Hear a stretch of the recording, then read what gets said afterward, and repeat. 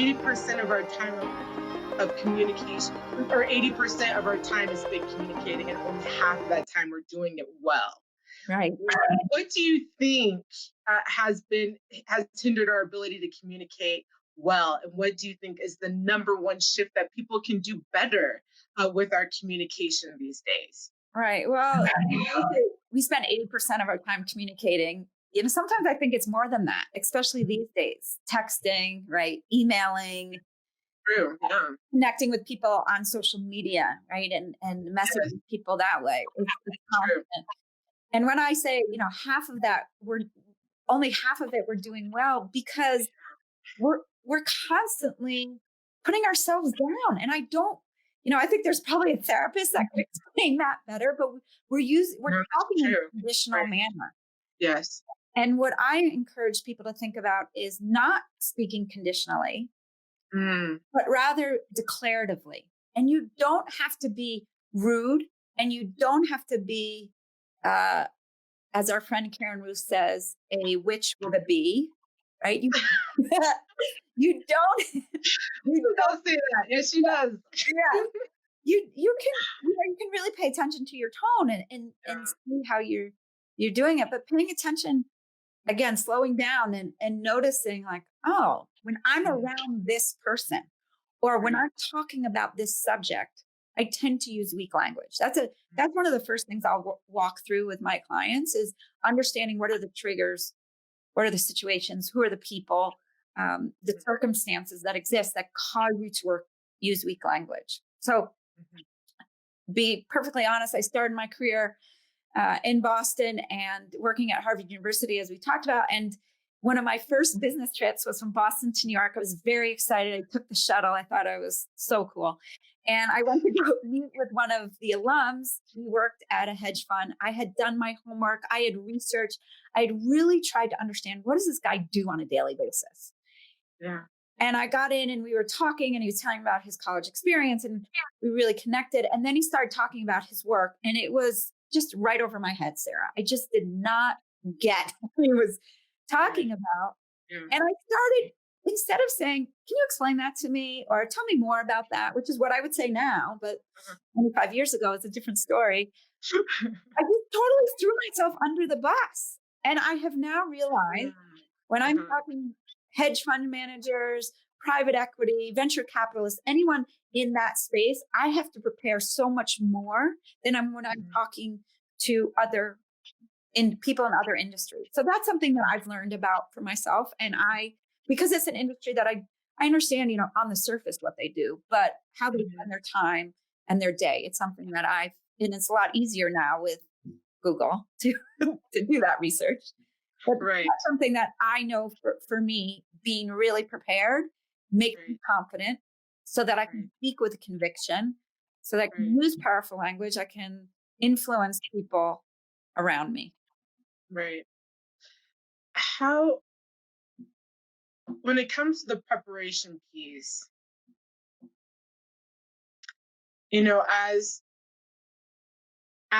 as women in society, when we go into these industries or into these fields, and we're talking, oftentimes there is jargon, and sometimes it is made in a way to make you feel intimidated. What are the ways of which we can feel confident, even with that preparation? How can we feel confident even going into that preparation, going into these conversations, handling the jargon, asking the questions that we need to? Because that belief that I really do believe there's no such thing as a stupid question. People can talk in jargon and high intellect, and if you don't understand it, there's no problem in asking a question and asking to understand and asking to break it down. But how do we build the confidence when we don't understand and we are in situations like that? I would love to hear your take on that. Yeah, well, it certainly depends on the situation and who you're with. One of the things that I recommend, like if you're going for an interview, if you can touch base with someone in the organization or maybe in the industry and ask that question. What's the jargon I need to know? How do people, like one of the questions I recently was talking with a new client, like, do you call them your clients? Do you call them your customers? Like even little things like that, you want to make sure that you're on the same page. So it's not necessarily that you don't understand it, but you want to know the language that's being used. So you look prepared and you sound prepared. If you're like this happened, I was speaking at a conference 2 years ago in New York, and one of the women in the audience, I talk about this in the TED Talk, said, well, what I say is if I don't understand something, I'll say, pardon my ignorance. And it was like the air went out of the room. You were in this hotel ballroom, like we're all familiar with these conferences, there's 400 or so people in the room. And it was like, the air was just sucked out. And I said, wait a minute, did you say, pardon my ignorance? She's like, well, yeah. That's how I get across it. I don't know. Amazing. And you're never allowed to say that again. And no one in this room is allowed to say that again. And so what we replaced it with was, can you clarify what does this, for her, it was a terminology, an acronym. So can you explain to me what this acronym means? And she followed up with me afterwards and she said, that went just fine. And I felt so much better. And they didn't think twice about explaining it to me. It didn't make me look bad. And so we got rid of pardon my ignorance. We don't talk that way. So no. Yeah. But I find if you can be as prepared as you can be, sometimes I know with certain clients, I'll say, just jot it down and ask someone afterwards. It's like a really big meeting or there's really senior people in there and you don't want to ask in the moment. You can always follow up with someone one-on-one if it's not going to affect your ability to understand the conversation. For a lot of people, that's way more comfortable than, in a room of 20 people to say, excuse me, what does this mean? Right. Yeah. That's great. Thank you. So wanting to get to your, the TEDx experience with your talk, I know when I was doing my talk, there were a lot of things that I didn't get a chance to, I couldn't quite fit into a 12-minute window. What are the things that you wish you could share with people that you weren't able to put into your talk that you would like to let people know?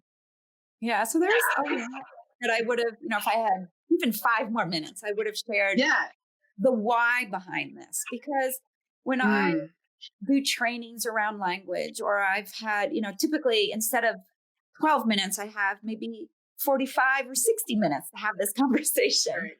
And I'll say, I don't mind saying sorry. I don't think you can overuse please. And to be able to engage in, look, when you apologize for something, you're owning someone else's mistake or someone else's wrongdoing. So one of the examples I give is there was a woman that I worked with, and I never share enough detail in these stories for people to figure out, but she has allowed me to share the story. She was working with some senior leaders at her company to pull together materials for a board meeting. And one of the leaders continually did not send in materials. She went to his office. She called his assistant. She emailed him constantly. I mean, she kind of ran out of options. Like, what else can I do here? The board meeting came. His materials were not included. And he lost his mind and was really upset with her. And the first thing out of her mouth was, I'm so sorry, John. And when I said to him, why did you apologize? Because then you took on his, you didn't do it. You didn't do anything wrong. And she said, well, I really felt for him because I knew he was frustrated. I knew it made him look bad. And I said, well, how could you have reworded that? And so instead of saying sorry, she said, I hear your frustration. And what they changed, how she changed conversation, because what happened was she said, I'm sorry. And he said, oh, whatever, that's okay. And then she was even more pissed off. Like, you did this. I'm trying to sympathize with you. And you're not even saying thank you. And so what we've decided and then going forward is that she's going to say, I sense your frustration. What can I do next time to help you, to be a resource for you? So the ownership was still in him to get his stuff done. So I would have liked to help people understand, look, if you keep apologizing for something, if she kept saying sorry, he wasn't going to get his materials to her. Mhm. It was never Mhm. going to change. Mhm. And so they figured out, it took a couple months, but they figured out what she could do for him for these monthly board calls. So, really understanding why when you use conditional language, you can't influence people. You cannot lead with authority. People are not going to follow you. People are not going to go above and beyond Right. because even if they don't recognize it, you've planted a seed of doubt in their minds. And that's what's tough for them. Mhm. But when you're asking them to go above and beyond, when you're asking them to look for things that maybe, you're giving them a task and you're saying, do this. And then they notice something over here, like out of the scope. You want them to pay attention to that. But if you're acting in this conditional, if you have a chance, like kind of this meek way, they're not going to go above and beyond for you. They're not going to follow you no matter what. They're not going to bat for you. And that's absolutely the bottom line. And so as a leader, that's what you have to, if that's what you want to do, there's no way you can do it when you're speaking with weak language.